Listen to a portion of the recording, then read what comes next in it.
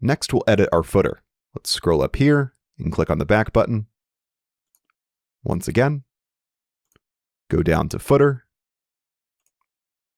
and it will bring us down right here. You can adjust the position of the elements the same way we did with the header, and you'll see the default logo right here. Click on this pencil icon to edit it. On the left, click Add Media. And we'll have to upload a dark version of our logo here. Let's go ahead and drag that in. Drop it here. Once it's uploaded, go to the bottom right and click Insert into Post. And then here on the left-hand side, we can scroll down and we'll just remove this previous logo. You can also adjust things here in your footer, like your footer menu and this copyright notice here. To adjust these, just click on the element you want to change. And you can change out this default text here, for example.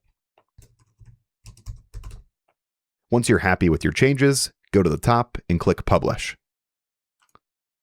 And then once you're done making those changes, go to the top left here and click this X. And now all of the changes that we've made to your website are published and live. And if you haven't gotten started just yet, don't forget to go to this link on screen right here, or click the first link down in the video description to get access to the lowest price available for your hosting. Thanks for watching this video. If it helped you out, make sure to leave a like and subscribe for more tutorials just like this. With that said, I'll see you in the next video.